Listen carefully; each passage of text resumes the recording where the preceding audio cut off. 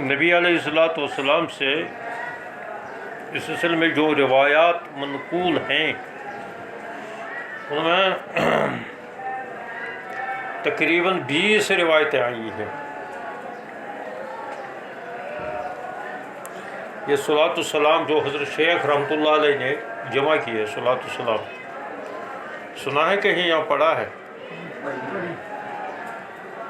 کہیں کہیں مدرسوں میں پڑھایا جاتا تھا اس کو، تو انہیں الفاظ کو انہوں نے جمع کر لیا ہے، چونکہ نبی علیہ الصلوۃ والسلام سے منقول ہے، مروی ہے، تو اس وجہ سے صلاۃ السلام کے سلسلے میں اس سے بہتر الفاظ نہیں ہو سکتے۔ تو اس وجہ سے انہوں نے جو ہے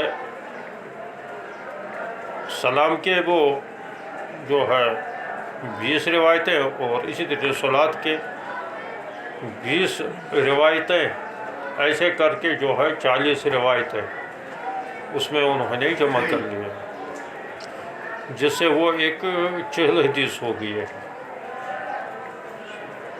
ذکر بھی ہے اور 40 حدیث بھی ہے۔ اسی غرض سے انہوں نے لکھی تھی کہ پڑھ لے آدمی تو ایک تو اذکار کا جو ہے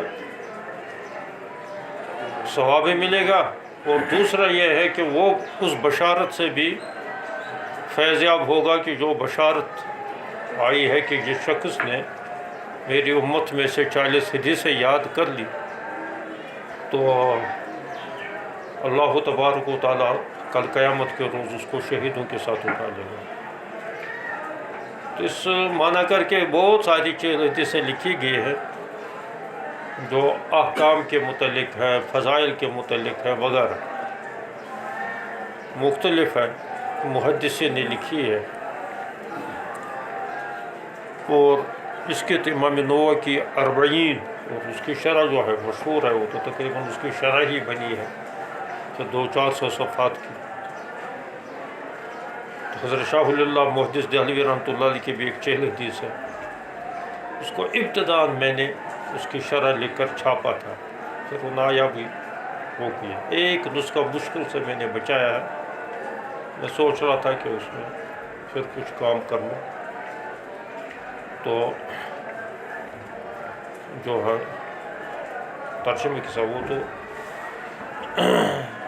جو ہے 40 حدیث ہے حضرت شاہ ولی اللہ محدث دہلوی رحمۃ اللہ علیہ کی، اس میں اکثر احادیث کے حوالے تو ملتے ہیں لیکن چند احادیث کے حوالے نہیں ملتے، بہت تلاش کیے میں نے۔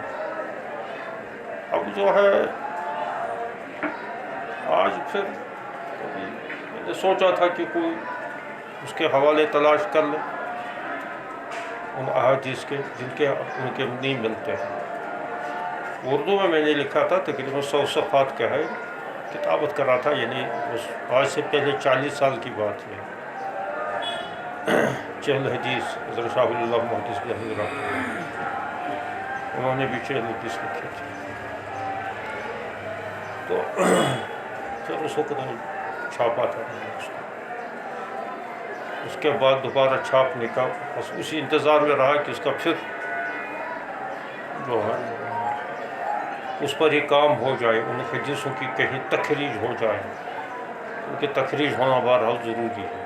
باقی شرح تو اس میں جو ہے کہیں تھوڑا بہت حذف اضافہ بھی ہو سکتا تھا، اب کیونکہ اس وقت اتنی جو ہے صلاحیت بھی نہیں تھی،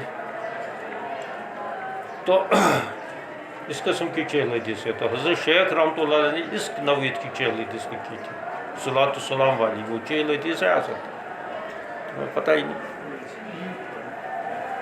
دنیا سے بھی بے خبر، دین سے بھی بے خبر، صرف پتہ ہے موبائل کا اور امامت کا۔ تو وہ جو پڑھے آدمی بار بار تو وہ ذکر بھی ہوگا اور 40 حدیث اس کو کم سے کم یاد بھی ہوگی، ورنہ کیونکہ وہاں آیا من حفظ علی امتی 40 حدیث فی امر دینی، مشکات کے اندر ہے یہ حدیث۔ اس حدیث کے اندر اگرچہ کلام ہے، بحقی کی یہ روایت ہے، لیکن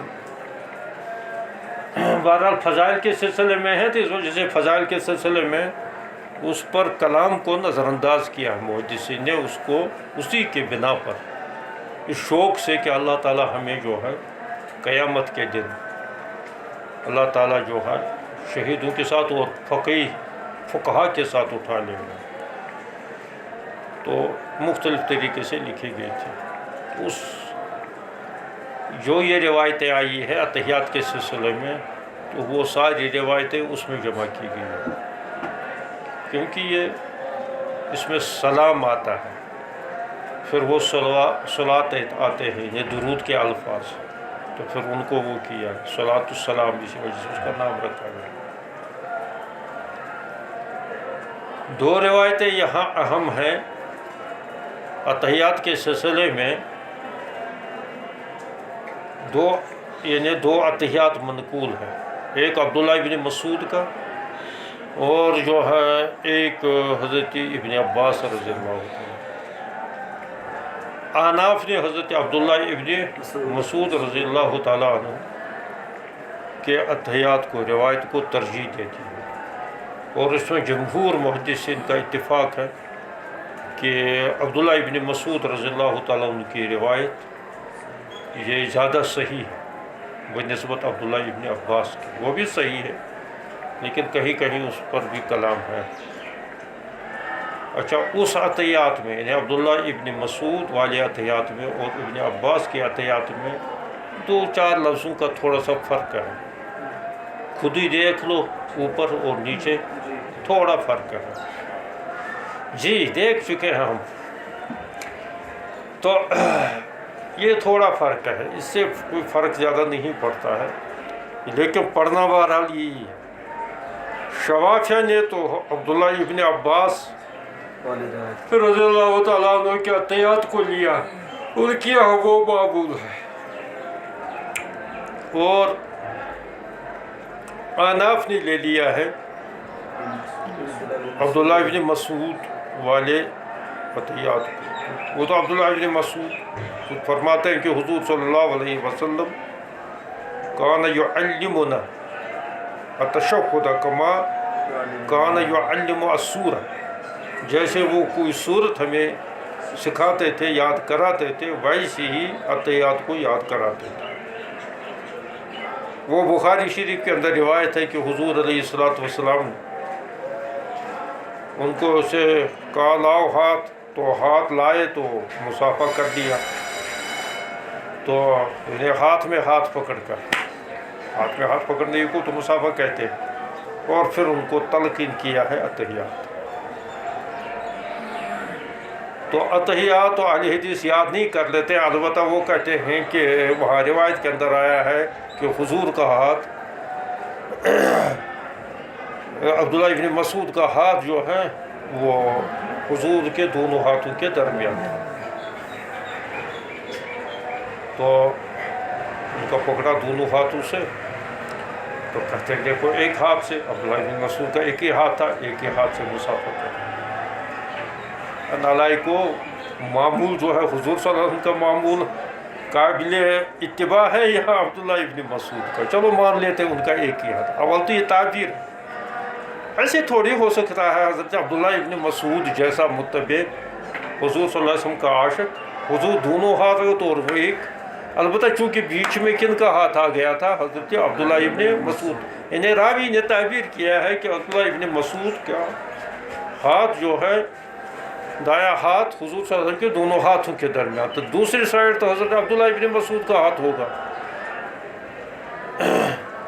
تو یعنی بائیں سائڈ میں حضور صلی اللہ علیہ وسلم کے دونوں جو ہے دایاں ہاتھ جو ہے درمیان میں ہوگا، تو اس کے بائیں سائڈ میں حضور کا ہاتھ ہوگا، اور اس کے بائیں سائڈ میں عبداللہ ابن مسعود کے بائیں سائڈ میں اس کا عبداللہ ابن مسعود کا ہاتھ ہوگا۔ تو یہ تعبیر ہے کہ بھائی ان کا ایک ہاتھ درمیان میں تھا، بس اس کو وہ بیان کر لیتے ہیں، ورنہ اب وہ ان کو اس پر وہ کہتے دیکھو ایک ہاتھ سے۔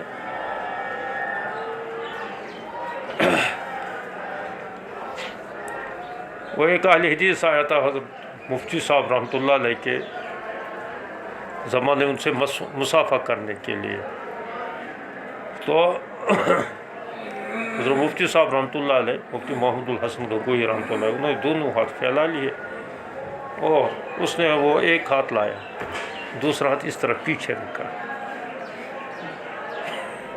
یہ ایسے ہی کر لیتے. تو حضرت مفتی صاحب ایسے مطلب اس کے دونوں ہاتھ اس میں تھے، لیکن وہ نظر سے دیکھنے لگے اس طریقے سے. انہوں نے کہا آپ کیا دیکھ رہے ہیں؟ تو کہ میں دیکھ رہا تھا کہ دوسرا ہاتھ کس خدمت میں لگا ہوا ہے. پیچھے تو کوئی خدمت ہوگی نا، میں دیکھ رہا یہ کس خدمت میں لگا ہوا. یعنی ایک ہی ہاتھ سے ہے مصافحہ کرنا جائز؟ تو انہوں نے کہا ہاں ایک ہی ہاتھ سے ہے، لیکن دوسرا ہاتھ توڑ کر. پہلے دوسرے ہاتھ کو توڑ دینا چاہیے، پھر ایک ہاتھ سے مصافحہ کرنا. ایسے ہے خود غرض بیوقوف. تو خیر وہاں وہ بخاری میں یہ آیا ہے کہ اس طریقے اہتمام یہ دلالت کرتا ہے وہ مصافحہ کوئی کرنا کوئی فرض واجب تھوڑی ہے. تو یہ دراصل اشارہ تھا اہتمام کی طرف، یعنی اہتمام کے ساتھ ان کو سکھلایا گیا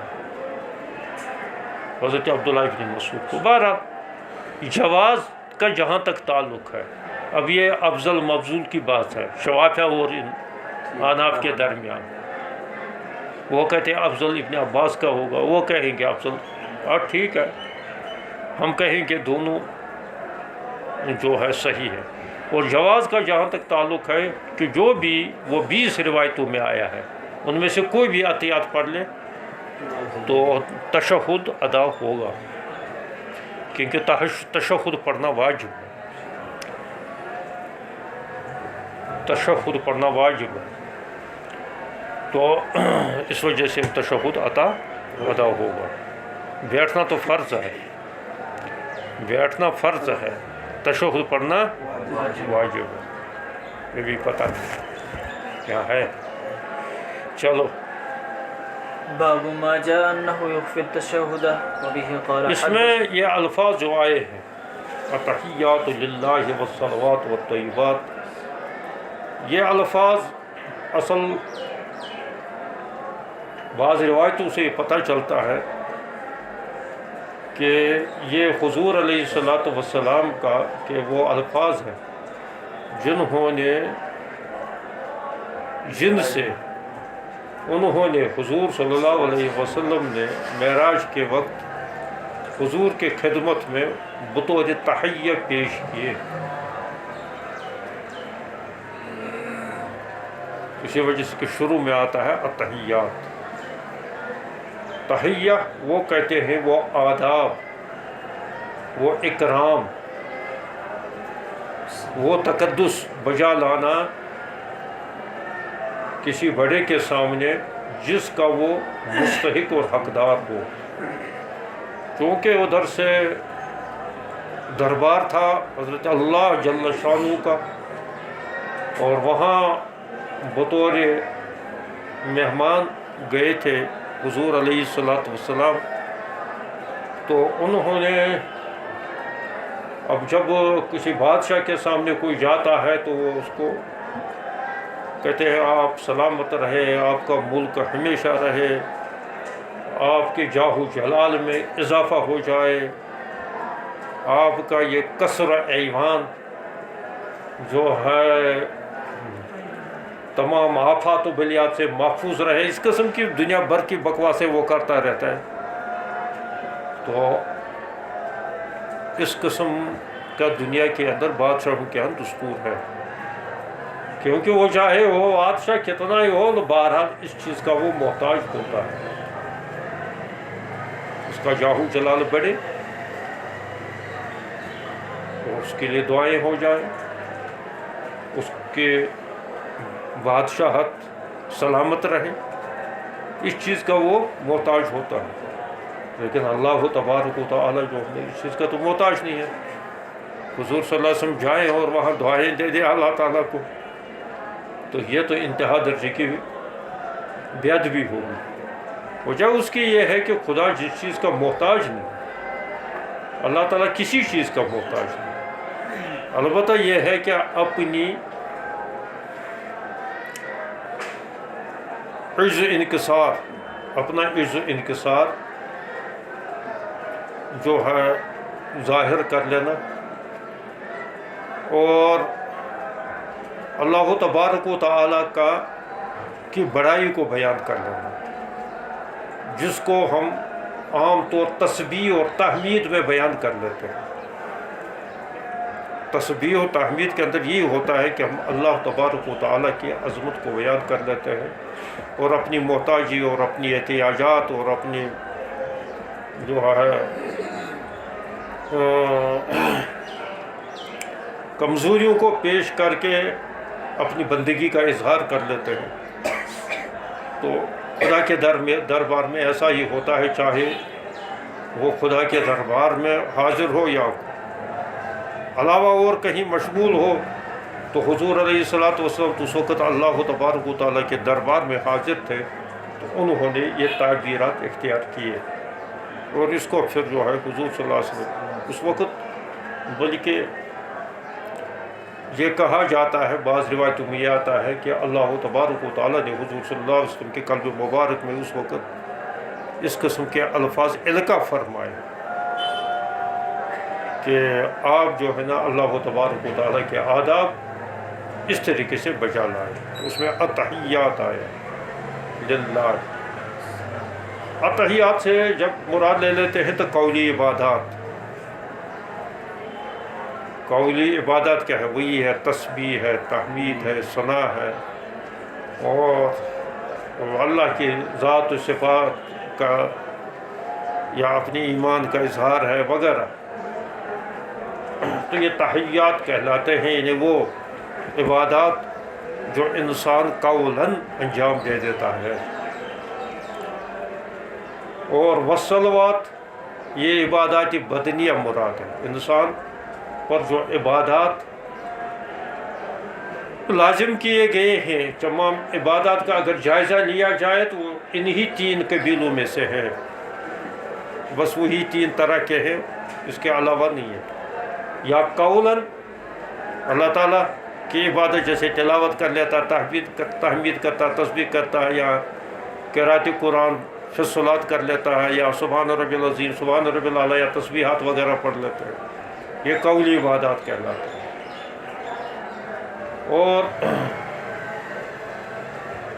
صلوات سے مراد وہ عبادات کی جو بدن سے انسان انجام دے دیتا ہے، جیسے رکوع کر لیتا ہے، سجدہ کر لیتا ہے، اتحیات میں بیٹھ جاتا ہے، یا خانہ کعبے کا جو طواف کر لیتا ہے، اور اسی طریقے سے روزہ رکھ لیتا ہے، اپنے بدن کو تھکا دیتا ہے، تو یہ سارے بدنی عبادات کہلاتے ہیں۔ اچھا، طیبات سے مراد وہ عبادات کہ جو مالی عبادات ہیں، یعنی جن میں انسان مال کو خرچ کر لیتا ہے، وہ طیبات کہلاتے ہیں۔ طیبہ، حلال کمائی کو طیبہ کہتے ہیں۔ حرام مال کو صدقہ کرنا وہ ڈبل گناہ ہے، ایک تو حرام، بلکہ بعض نے کہا کہ اگر اس میں ثواب کی نیت رکھ لے تو وہ کفر کے برابر ہوگا۔ وہ یہ ہے، اسی وجہ سے وہاں منع کیا جاتا ہے کہ یہ سود کا پیسہ، انٹرسٹ کا پیسہ جو ہے، اس کو ادھر ادھر کر لے، اپنی ذمہ سے یہ اتار دے، لیکن نیت ثواب اس میں نہ رکھے۔ اور جو شخص یہ، ویسے آج سبھی، کھانے والے بھی دینے والے بھی، نیت ثواب بھی کر لیتے ہیں۔ جیسے لوگ جو ہے رشوت کا پیسہ، غلط سودوں کا پیسہ کما لیتے ہیں، وہ جو ہے لاتے ہیں مدرسے میں، طلبہ کھاتے ہیں، کہتے ہیں اللہ تعالیٰ کے نس برکت یورتس تو وازوان آمد اشتگو نصیبات حرتس مزکفر، تو اب اس کے لیے دعائیں کرنا شروع کر دیتے ہیں۔ ہوتا ہے کہ جس کا وہ سارا مال جو ہے آرام۔ آج کل کے مال پر کوئی بھروسہ نہیں کہ کس کا کیا ہے، کیونکہ جس اعتبار سے دیکھو، اول تو کاروبار ہی صحیح ہے، بہت سارے اچھا کاروبار کر لیتے ہیں، یعنی اچھا کاروبار ہے کہ وہ ان میں سے خالص حلال ہو سکتا ہے، سوائے ایک مزدور کے بیچارے کے جو مزدوری کر لیتا ہے. باقی جتنی یہ سودے وعدے ہوتے ہیں اکثر غیر شرعی سودے ہوتے ہیں. کہیں بھائی فاسد ہوتا ہے, کہیں بھائی باطل ہوتا ہے, تو کہیں تو لازماً جو ہے اس میں کچھ نہ کچھ کراہت ورات ہوتی ہے, اور کہیں جو ہے اچھا ادھر سے جو بھی ہے اب تو ڈیجیٹل انڈیا ہو گیا, تو سود کے بغیر تو کوئی پیسہ ہوگا ہی. تو یہ نحوست اسی وجہ سے تو پھیل گئی. لہٰذا اس کو طیبات نہیں کہہ سکتے. طیبات اس مال کو کہہ سکتے ہیں جو خالص حلال ہے. وہ حدیث آئی ہے, وہ آگے بھی آئے گی کتاب الزکوٰۃ کے اندر, کہ ان اللہ یقبل الطیب, اللہ تعالیٰ قبول کر لیتا ہے پاکیزہ مال کو. تو صدقہ دینا ہو تو پاکیزہ مال کو دے دو, صدقہ دینے والے کو بھی نفع ہوگا, اور آپ صدقہ کھانے والے ہیں تو آپ لوگوں کو بھی نفع ہوگا.